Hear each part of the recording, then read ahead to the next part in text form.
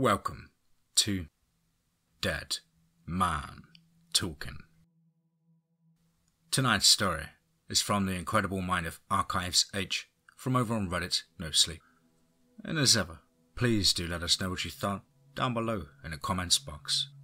Please do like and share. Well, it really does help build the channel and our community further.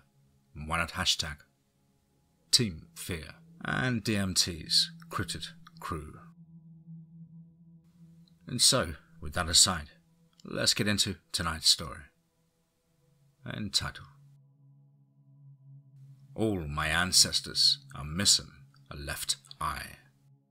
Let's get straight into that. People say your ancestors are a gateway to understanding your bloodline. I never really knew mine, not until now. Recently, I was digging in my backyard, hoping to make room to plant some seeds, when my shovel hit something in the dirt. I continued digging and I found a small metal box inside. What the? I murmured, seizing the box and lifting it out of the ground.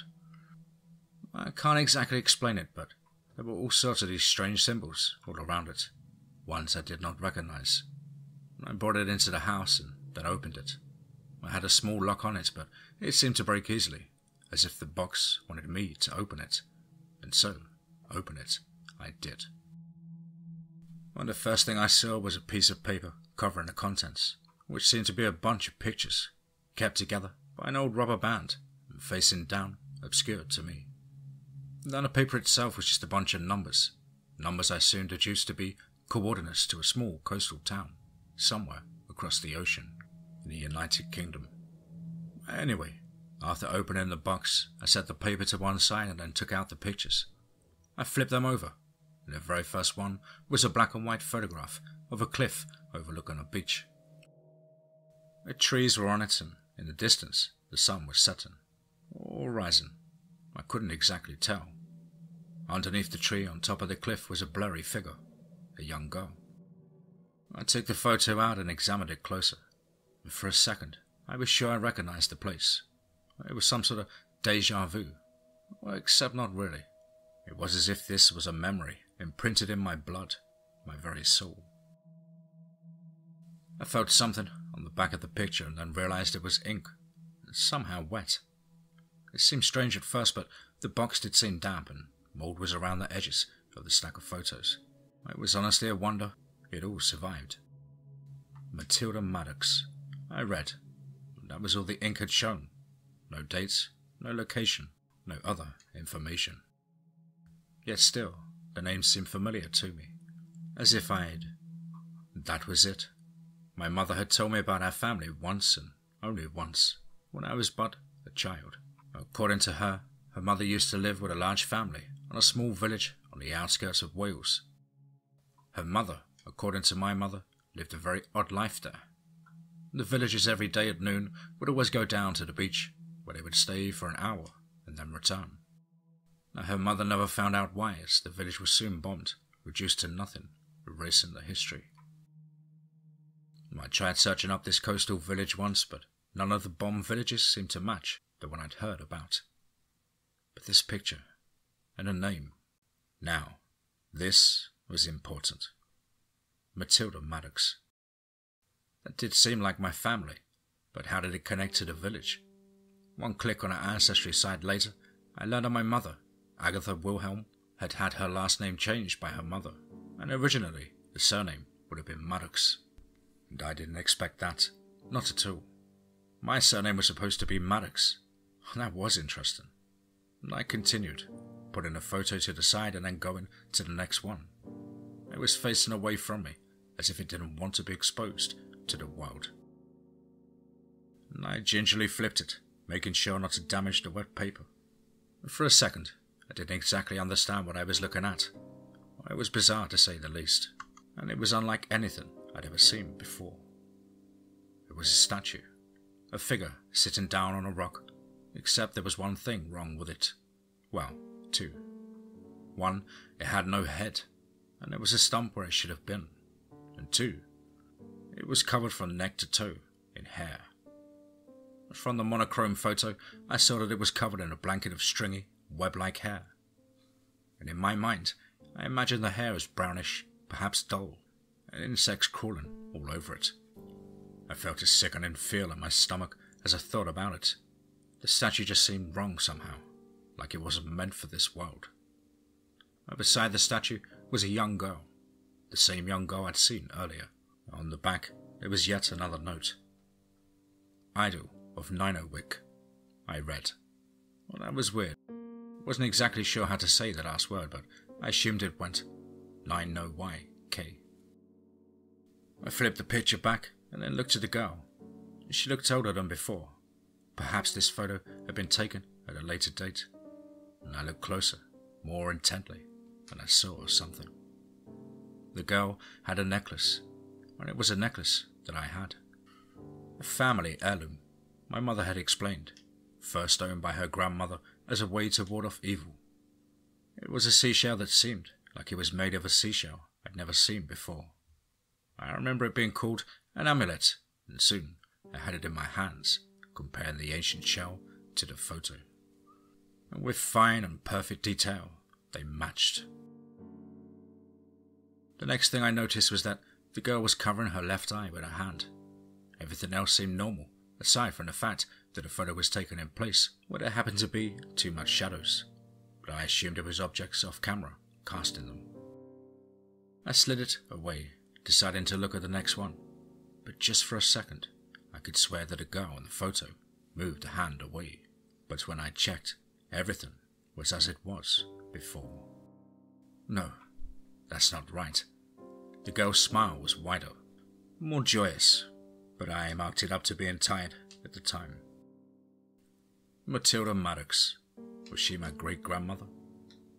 I was surprised to find the next piece of paper wasn't a photograph, rather a newspaper clipping, old and aged with time. Local girls vanish on the beach. I read, reading the headline. One later found dead. I read the rest of the small clipping, and apparently a young girl, Matilda, had run onto the beach with her sister Nellie and vanished, disappearing for 3 days. Then they later found Matilda shivering inside a cave, right in front of the statue, confused. Her sister Nellie, well, she was never seen again. I looked it up on the news looking for archives, and sure enough, I found it. It didn't mention the village, to my annoyance, but it confirmed the article's truth. I wasn't able to get any more information out of it. Apparently, a day before the archives were set to digitize the rest of the article, an unexplained fire burnt down the entire building, claiming the lives of 2 more people. And I checked the next photograph. Now that one gave me more information I could use. It was a photograph of a richly dressed young girl standing next to the statue, and on the back of the photograph were 2 very important words. My daughter, Marion cries. Oddly enough, these words were scrawled in a different handwriting than the other messages. Were 2 people involved in this? Even the other photographs, the one I'll get to soon, had the other handwriting on it, and this one was different, unique. My daughter, Marion cries. I read again, and instantly I typed away at my laptop, and very soon I confirmed she was indeed real. And she was old now, and living in an assisted living facility a city away from me. The photographer's daughter. I made up my mind to talk to her, and so I called the facility. Caston Assisted Living, how can we help? A bored-sounding woman answered. Hi, I'm looking to know more about Marion Christ, I explained. Does she live there? I heard typing. Yes, she lives there. Who are you again? I'm a relative, I lied. It was the closest excuse I had, as well as the only one I could think of. Well, she doesn't appear to have any relatives in the system. Oh, I just found out about her, I explained. At least, that wasn't a lie. My name is Etsy Christ. I'm related, I think. Okay, got it. So? Do you want me to set up an appointment or something? Yes. I practically screamed. I'd love to. Okay, got it. We just need your email, and we'll get you your appointment very soon. I told the bored lady my email address, number, all that stuff, and then hung up. A few minutes later, I received an email, a confirmation for the appointment, which was scheduled for 3 days from now. 3 days seemed like an infinity of time, and so I turned back to the photos and looked through the next and final one. My God! I gasped, seeing the sight. On the back it read, "Nobody can ever know." And the image itself was, frightening, to say the least. It was the dead body of a young girl, mangled as if torn apart by something malicious and cunning, a predator in the midst of a small coastal village. The corpse was on the beach, on the sand, resting peacefully near the mouth of the cave, as if it had just been washed up by the ocean or spit up by the cave. But that's not the strangest part, because, as far as I could tell, that girl was Nellie, the girl that vanished. A locket around her neck read out her name, but the corpse, it was wrong, inhuman even. Because, even mangled and torn apart, the corpse had not 4 limbs but 8, as if she were a spider. And further, these were all legs, ending in feet that were cut and bloodied. Her clothes were impossibly intact, and just above them was her face, smiling, hair flowing, and she seemed almost alive. The illusion of her being alive would have worked, save for the missing left eye. The girl had nothing there but a socket, where I swear it pulsed and breathed, even through the ancient photograph. I searched the internet for any information about the body, and true to the photographer's words, nobody ever knew. And finally was the final picture. I noticed the young girl I'd seen in the beginning, the girl I assumed to be my great-grandmother. She was standing tall, proud, happy in the centre, while a row of other people were behind her. They looked like my family, her family, my ancestors, and they were dressed similarly, suits or dresses, and they looked happy to be there. The cliff was in the distance, and the sun hung in the sky gorgeously, neither setting nor rising. It was almost a perfect scene, but for the fact that every single one of my ancestors was missing a left eye. "Don't look with your left eye, for it sees evil," I murmured, reading the final message left by the photographer. And that was it. No more photographs, no more messages. And for the next 2 days I could think of nothing but the box and meeting Marion Christ to get some answers. And 3 days later, I arrived at a Kasdan Assisted Living Centre, signed in, and met the bored-sounding woman. "I'm Etsy," I told her. "I'm here to see my great-grandmother." "Just follow me," she sighed. We walked, and she began to speak some more. "I'm just telling you, you won't be able to get much out of her. A month ago, a fire appeared out of nowhere in the cafeteria, and ever since then, we've been getting barely any response from her." "Got it," I murmured. I looked in my pocket. The photographs were there, and I'd hoped she'd been able to explain them to me. We arrived outdoors in a garden, and I was led to Marion. She was in a wheelchair, and I knelt down. The bored woman left us, and I faced her. I saw her in full view now, wearing old hospital clothing, and wearing a necklace that seemed awfully similar to the amulet, and most strangely, an eye patch on her left eye. "Marion?" I asked. "My name's Etsy. I have some questions." No answer. She rolled her head back and forth, her long grey hair bobbing as she did so. She looked across at a lake where fish swam freely. "Do you know who Nellie is or Matilda Maddox?" I asked. No response. I decided to show her the photographs. I took them out of my pocket, and first I took out the very first image, the cliff, the tree, and the girl. Marion watched some ducks eating bread. I showed her the second one, the statue and the girl, Matilda. I thought she briefly looked at it, a glance, but then went back at observing the ducks, unresponsive. And I showed her the newspaper clipping, but she remained silent. And I put it back and then showed a photograph of my ancestors, all missing a left eye. And I could swear her eyes mildly dilated, recognizing the photo, but still she remained silent. I even showed her own photograph, but still she remained silent. I looked at the final photo, the corpse found, the one with 8 legs, the one of Nellie. And should I be showing such a thing to someone as old as her? But, against my judgment, I did. Instantly, her hand shot out and I felt a cold, clammy sensation around my wrist. "Hey!" I gasped, confused. And she looked at me, and I saw that somehow the eye patch had fallen away, and then spoke to me in a hushed, hollow voice.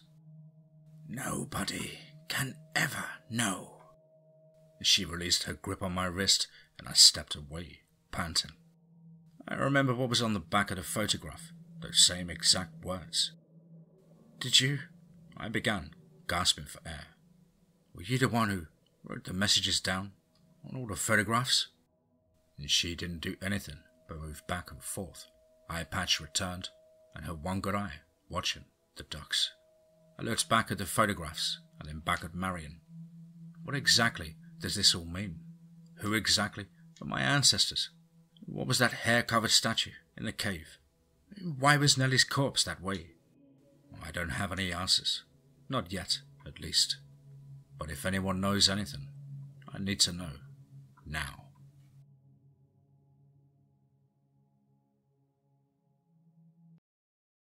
All of my ancestors are missing a left eye. So, your name's Etsy? Like the online store? Part 2.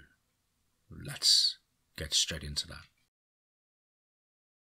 I told you I found a set of numbers on a piece of paper covering the photographs and that they were coordinates, remember? I only realized this a day after visiting Marion Christ, and like I said before, they led to the abandoned ruins of a place on the coast of Wales. Ruins that once housed a small town or village. Its name was Sunbloom, and with the name I was able to deduce more information about the lost village and the photographs. It had been destroyed, apparently burned to the ground in what the paper called an eternal flame, which kept burning, even hours after a nearby town's fire department had arrived. And when the sea of flames died down, nothing was left except for the charred remains of the houses, buildings, and watchtower observing the roads, which doubled as a bird-watching station. The fire's origin was never found.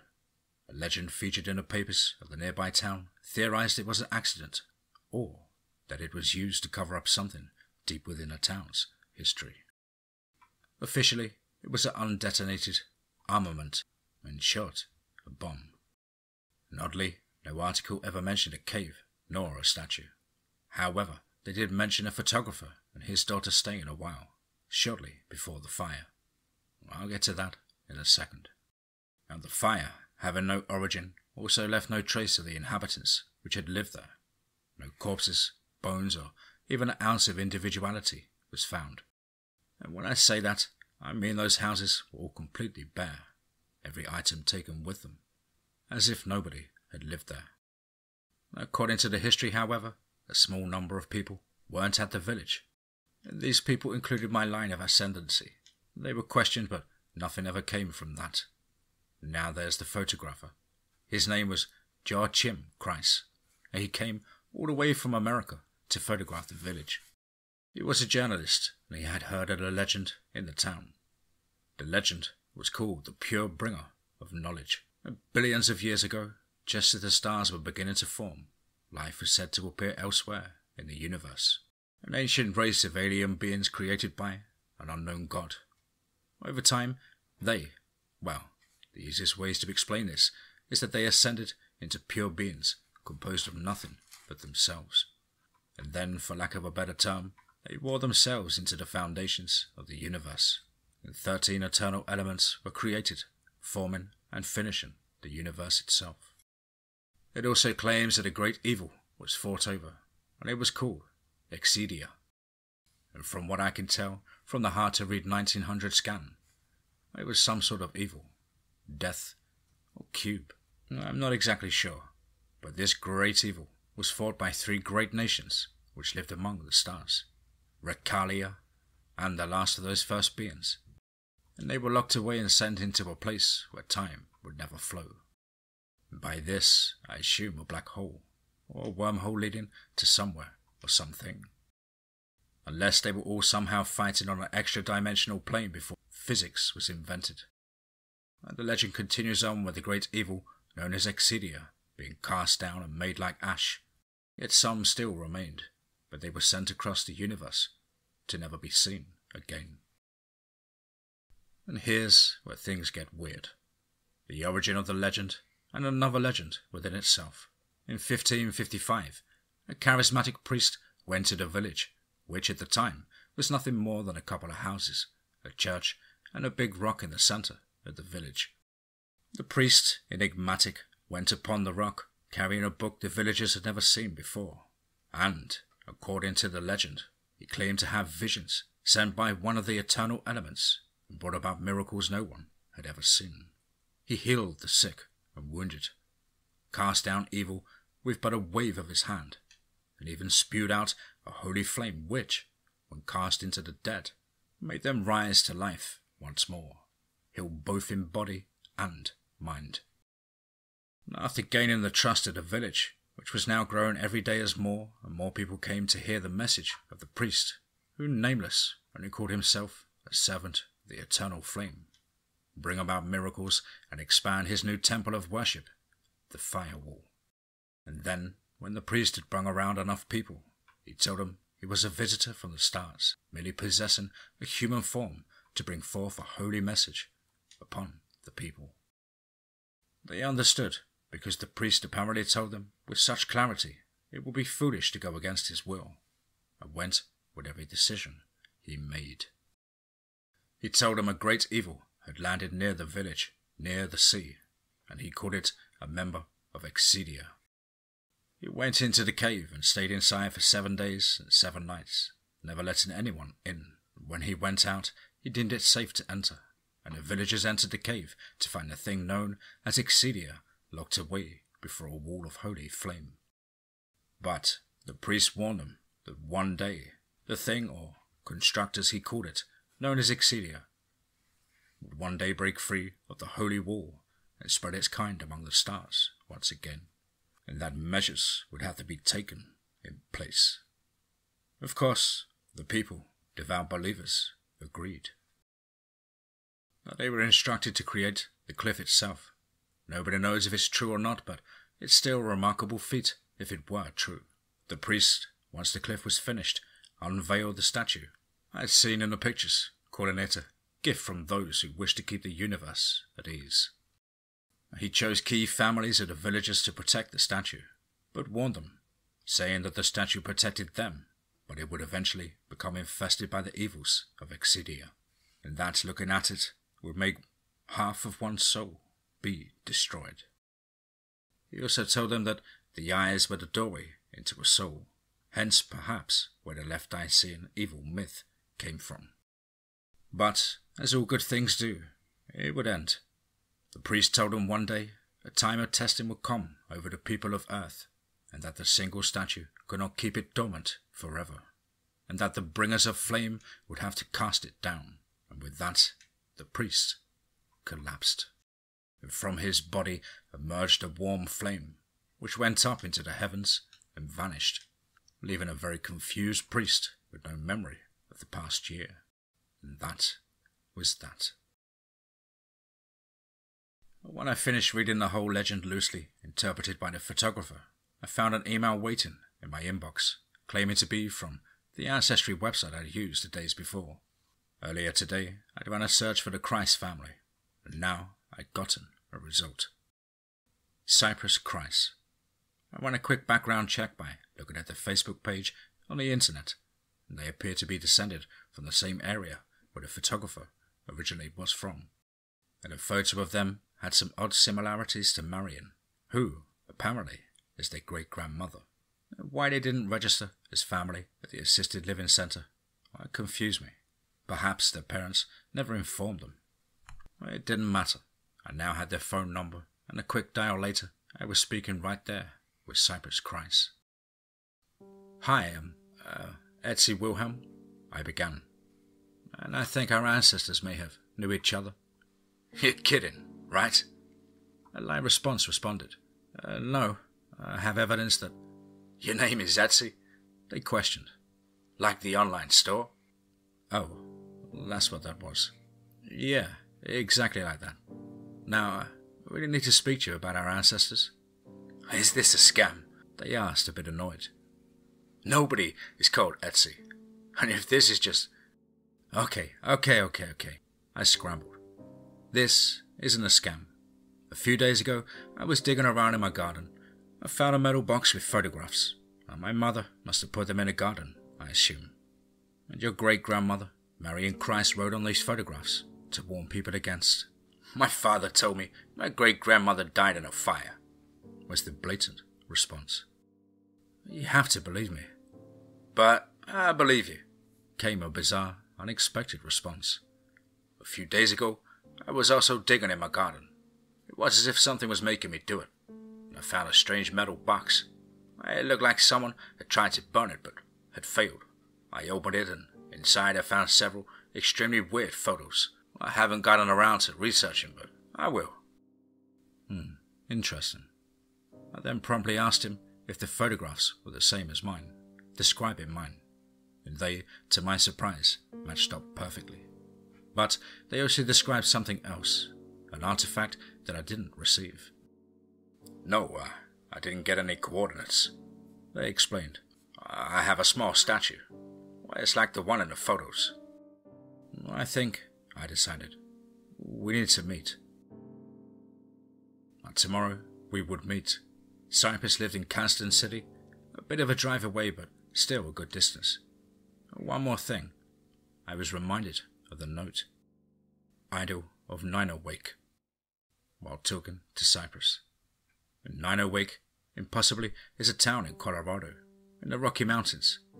Correction, it was a town, up until somewhere in 1945, where everyone in the village vanished, leaving behind an empty mine, nothing in their homes, just like the occurrence in Sun Bloom, and a black obelisk in the center of the village. And about those mines, several people went in once and vanished off the face of the earth, only to return years later.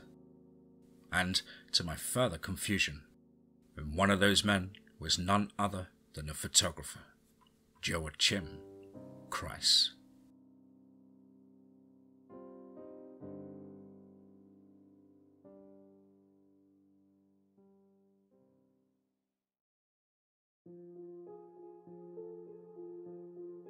Wow.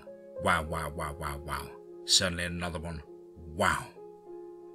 What a mysterious and awesome coastal sort of story there.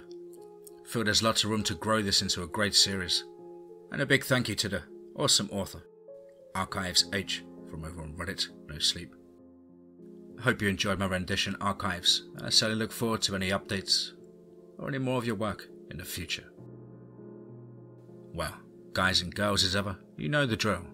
Please do let us know what you thought down below in the comments box. Please do like and share.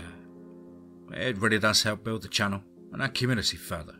And why not hashtag TeamFEAR and DMT's Cryptid Crew. If you're an aspiring writer or would just like to have a crack at things like myself, then please do get in touch with me at the contact email, which is as on screen. contactthedeadone@gmail.com. I really look forward to hearing from you. Don't forget, guys, the LBL Type 3 Dogman book is out now and available on Amazon Books. Links for that in the description box below. And of course all of my socials and podcast links as well. I hope you're all well and happy and fighting fit this week and looking forward to a relaxing weekend. But above all, remember, be safe, not sorry.